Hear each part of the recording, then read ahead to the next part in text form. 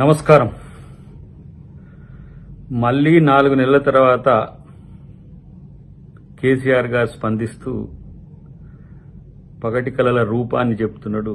మళ్ళీ వచ్చేది మన ప్రభుత్వమే అని. ఇంకా కేసీఆర్ గారిని భరించే ఓపిక తెలంగాణ సమాజానికి ఉంది అని అనుకోవడం అనేది ఒక భ్రమ. కూల్చడానికి కాదు ప్రభుత్వం, నిర్మించడానికి అని చెప్పి అంటున్నాడు.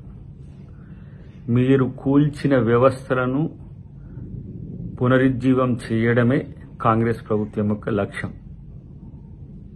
అన్ని వ్యవస్థలను విధ్వంసం చేసిన తర్వాత మళ్లీ బయటకు వచ్చి తానేదో నిర్మించినట్టు, తన వల్లనే తెలంగాణ సమాజానికి ఏదో ఒరిగిందన్నట్టుగా చెప్పే ప్రయత్నం చేస్తున్నారు. ఇలా మీరు చేసిన అవినీతి క్షేత్రాలను కూల్చడమే లక్ష్యంగా కాంగ్రెస్ ప్రభుత్వం పనిచేస్తున్నది. ఇలా మూసీని పునరుజ్జీవం చేయించడానికి, అక్కడ ఉన్న ఇండ్లకు ప్రత్యామ్నాయంగా అవకాశాలను చూపించి హైదరాబాద్ను పునర్నిర్మించడానికి కాంగ్రెస్ ప్రభుత్వం ఈరోజు చర్యలు తీసుకుంటున్నది.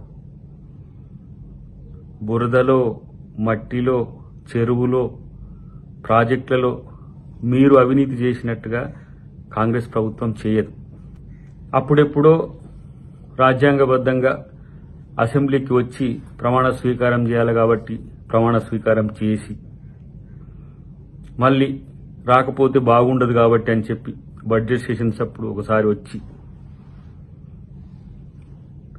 ఈ సంవత్సర కాలం పూర్తిగా నువ్వెక్కడున్నావో తెలియకుండా ప్రజలకు దూరంగా ఉండి, ఒక సంవత్సరం తర్వాత మళ్ళీ బయటికి వెళ్ళి ఇప్పుడు నేను మళ్ళీ వస్తున్నా, నాకు అధికారం ఇస్తారు ప్రజలనే భ్రమను ఈరోజు కల్పించే ప్రయత్నం చేస్తున్నారు.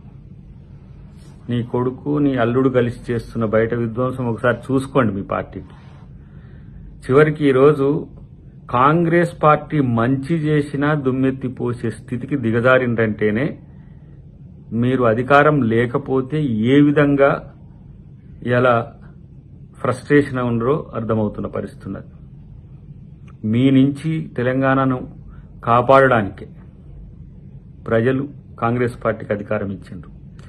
రేవంత్ రెడ్డి గారి లక్ష్యంగా మీరు విమర్శలు చేసిన, కాంగ్రెస్ ప్రభుత్వం మీద ఏ విధంగా దాన్ని నష్టం చేయాలని మీరు చూసినా ఇలా ప్రజల్ని మిమ్మల్ని పట్టించుకునే పరిస్థితులు లేరు.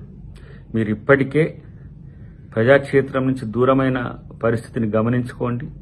ఇకనైనా నిర్మాణాత్మకమైన సూచనలు ఇచ్చి ప్రభుత్వానికి సహకరించాలనేదే నా డిమాండ్.